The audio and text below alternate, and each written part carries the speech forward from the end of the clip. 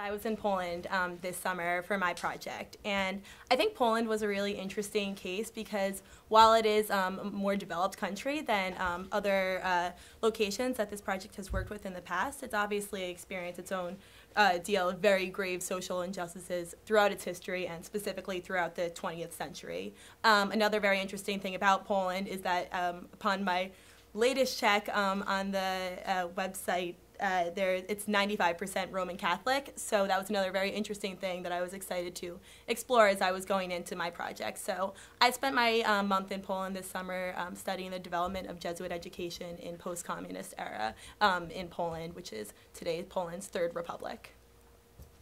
So some of my first conversations. I spent my first week in Poland, down in southeast Poland, visiting friends there, and I was really interested in just talking about what they saw as the role of religion and education and the merging of the two. And I was told very quickly that religion plays a very large role in education. You see a lot of the values of religion, Roman Catholicism specifically, in the classroom, and that it's very prominent. And so that's something that I was really thinking a lot about, and I was excited to go up to Krakow, where I spent my 3 weeks working on a project where I was partnering with Kostka Academy as well as Jesuit University of Krakow Ignatianum.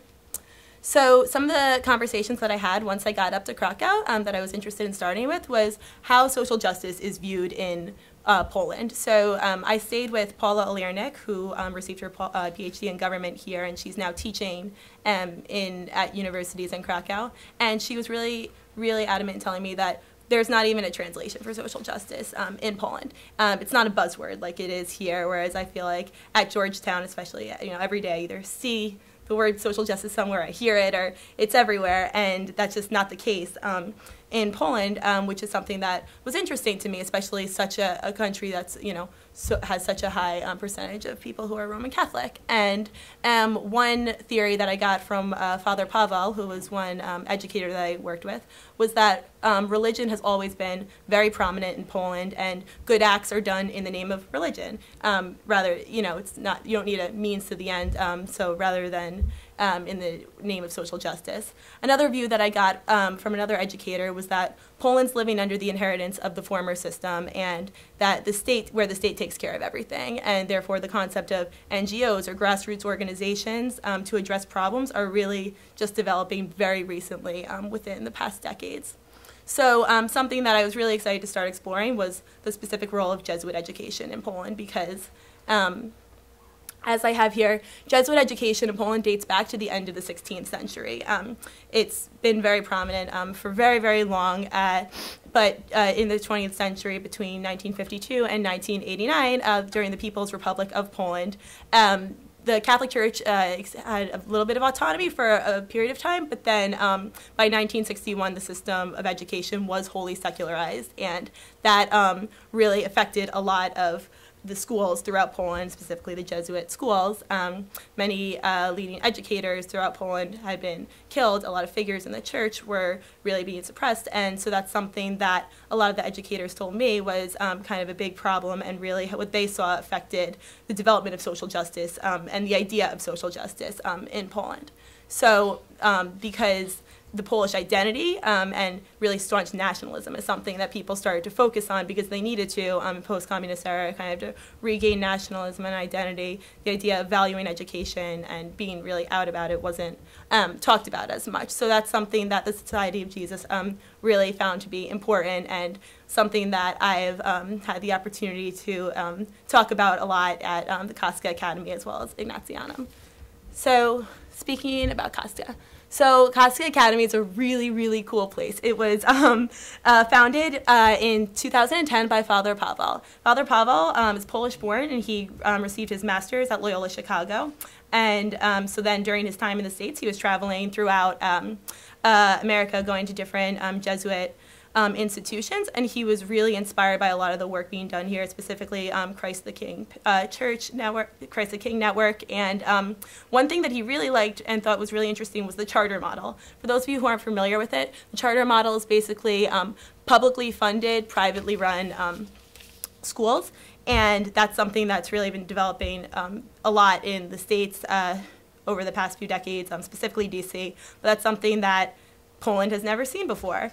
And so he got back to Poland, he got back to Krakow where he lives, and he knew that he wanted to take this and bring this to Poland. So he was aware of one of the poorest districts in Krakow that was had a suffering gymnasium. Gymnasium is basically a term for middle school in Polish.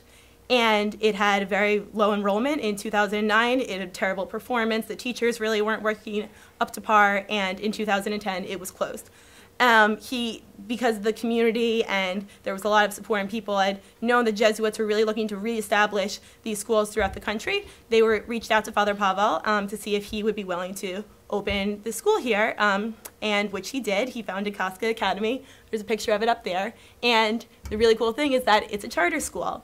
Now, something that's, you obviously wouldn't have in the States. It's a charter school, publicly funded, privately run by Jesuits. So this was really interesting, I thought. And he was talking about kind of the different challenges that he had experienced here.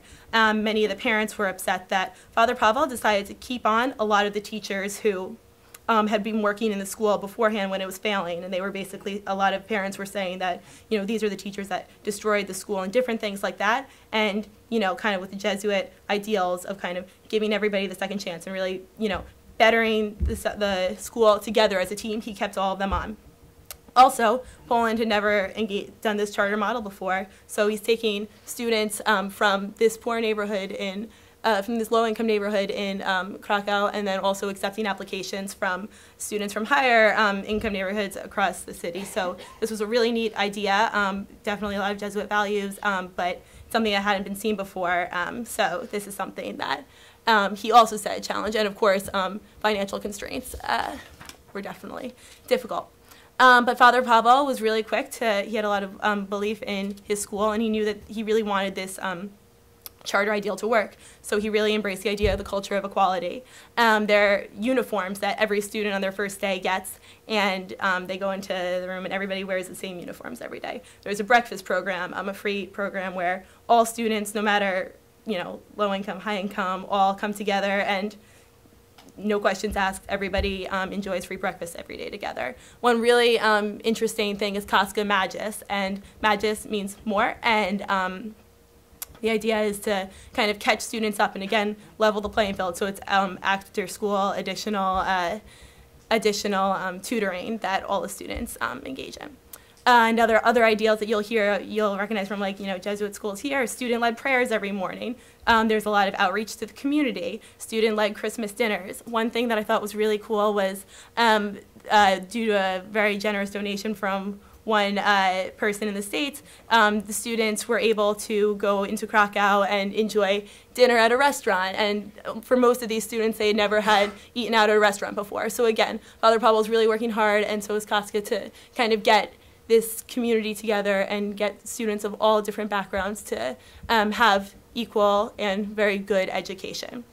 And another success that was really neat hearing about, I talked to a lot of the teachers on Skype. I've talked to some of them when I was there, as well as the students, was teachers who worked at the school beforehand and are working at it now, that's Kostka, have said that it's a very clear difference in the community.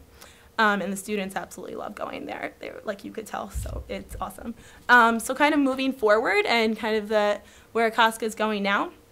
They're really developing it. It's a great school. They have new language labs, and they have a new turf field, and they're just really kind of embracing this idea of making top education a priority for all students, no matter their background. It's really early on, since it only opened in 2010, so they can't really track the results, but they're kind of working on it. But there's a wait list of over 300 kids right now to get into the school, which you see at a lot of top charters in the States. So I think one of the greatest successes of this is definitely the idea of having more charters throughout the country. And also they want to move Kostka through high school. The next place that I worked with was Jesuit University of Krakow. So Jesuit University was founded in 1932 as a faculty of philosophy. It wasn't recognized during the communist era. So in 1989 it was reopened, and as a faculty of philosophy and education where lay people could learn to teach as well.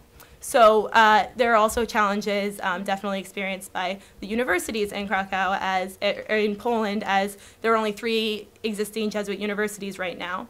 And they're starting to try and build more. And one thing that Father Barron told me, one of the Jesuits who works there, was that during the 90s when it reopened, there was just a lot of logistical work to rebuild a university, that they didn't have a lot of time expressing the importance of Jesuit identity to students, and that's something they're really actively working on right now. So in terms of the Jesuit identity, like Kostka, there's a big equality of opportunity, a big focus on giving back to the community. Out of the 3,500 students at Ignatianum, 70% are from outside of Krakow, and many as commuters, and many are from low-income backgrounds who receive full tuition. There are required courses on Ignatian pedagogy, and a lot of the students are really encouraged to work in healthcare facilities and other outreach to the community. Moving forward, Jesuit University is also looking to become a full-fledged university. You have pictures here. That's their own publishing house that they just opened, and these are just pictures on the campus. Excuse me. So one really neat thing I also thought was that they're hoping. I spoke with Dr.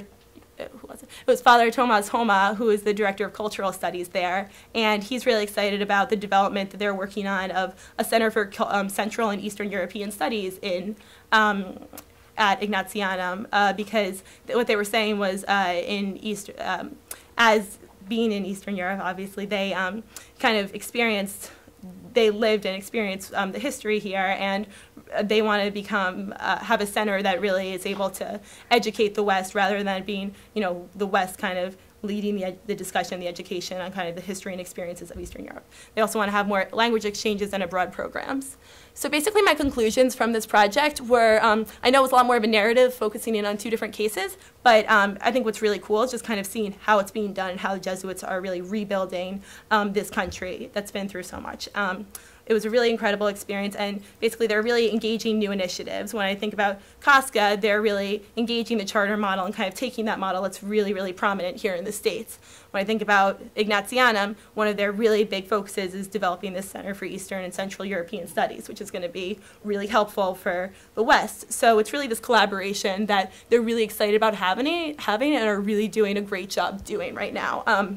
Both Kostka and Ignatianum are really desiring a cultural exchange, and so that's something through language programs and more broad programs, so that's something that we have to look forward to in terms of working with Poland in the future.